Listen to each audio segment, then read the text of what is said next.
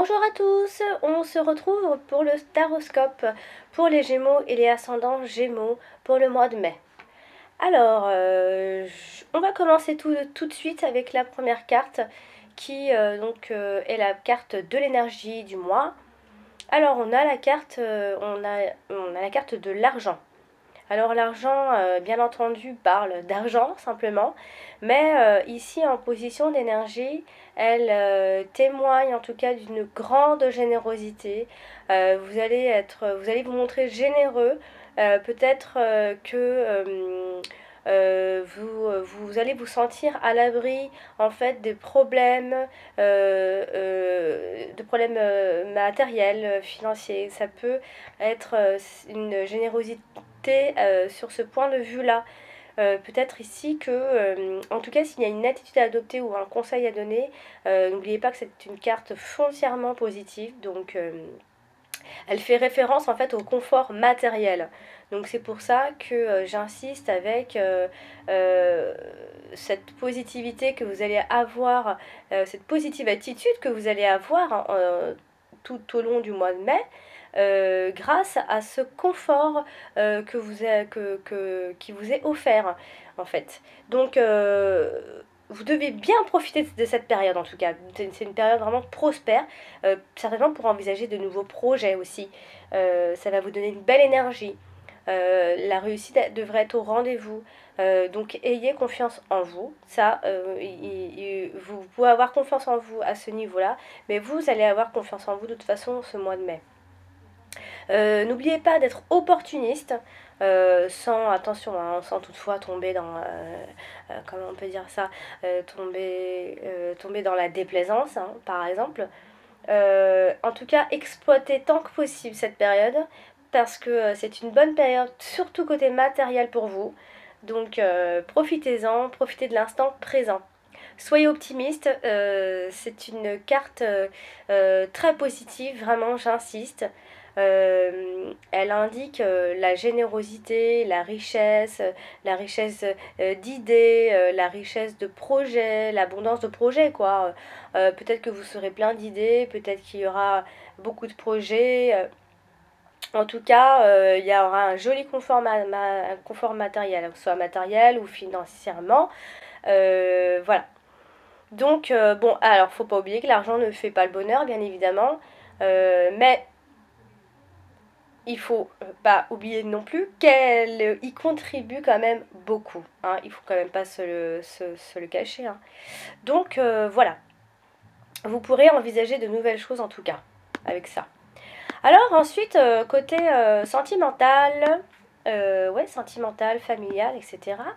On a donc alors l'honneur et la stérilité. Alors ici, ces deux cartes ensemble disent que que vous soyez en couple ou célibataire, ou même en famille, hein, eh bien on sent que vous êtes à la recherche de quelqu'un qui puisse vous valoriser, hein, comme si vous attendiez en fait que cette relation, comme si vous attendiez que votre partenaire vous mette un peu sur un piédestal, voilà, que surtout sur le plan social, vous attendez à ça en fait.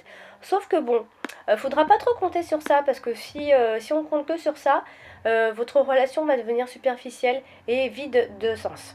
Donc, on se calme.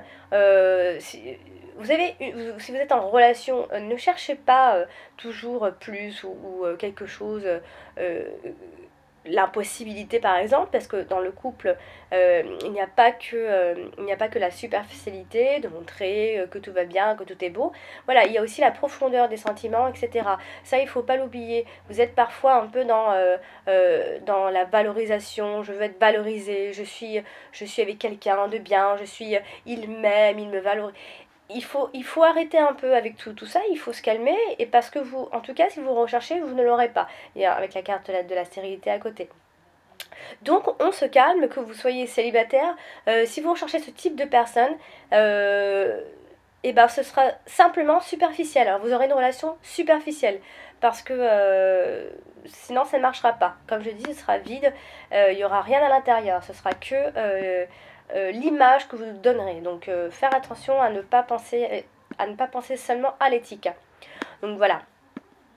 Côté professionnel, pour vous, qu'est-ce qui va se passer? Alors, on a l'union et l'intelligence. Alors, bon, ici, ça nous dit que l'union et l'intelligence, alors il se pourrait, hein, il se pourrait que vous vous associez à quelqu'un, peut-être même que vous fassiez un travail en couple, ensemble. En tout cas, il y a cette idée de s'associer à quelqu'un. Peut-être aussi que vous êtes en train de faire une formation pour apprendre quelque chose de nouveau, ou justement vous vous mettez ensemble pour apprendre quelque chose de nouveau, pour concrétiser un projet à deux.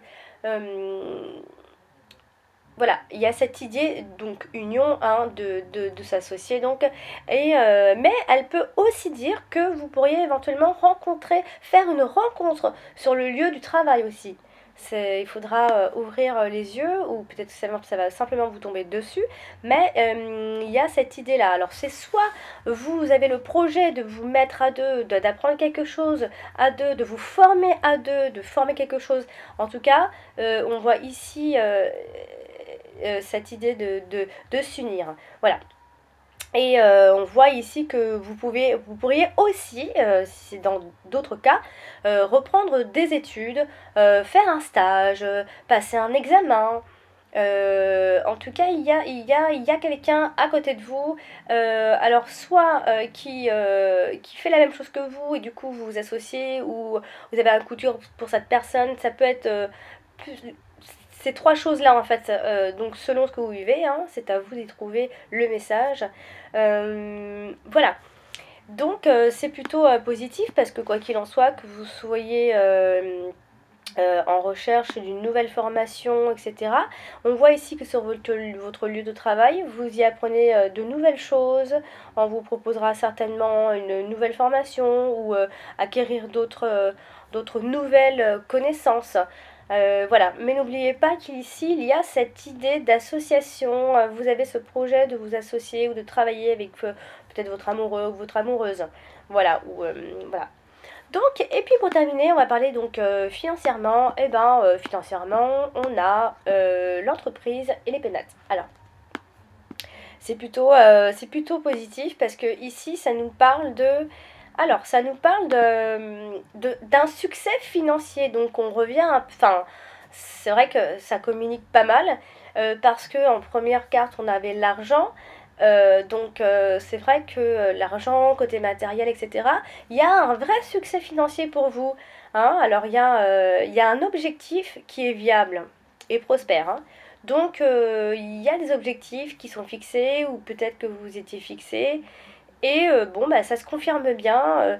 Vous êtes plutôt à l'abri financièrement, hein. C'est comme si il y avait quelque chose en couple. Il y a des projets aussi immobiliers. Peut-être on a envie de faire un achat immobilier. Il y a une transaction immobilière. Euh, voilà, ça peut vouloir dire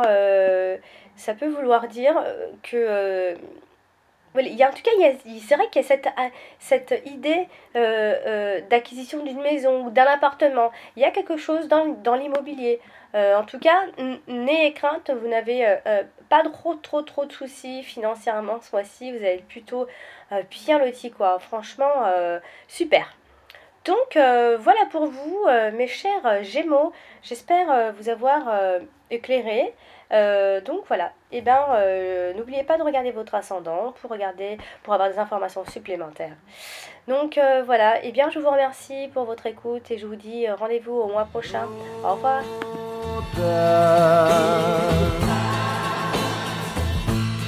Sei la più brutta del mondo per me.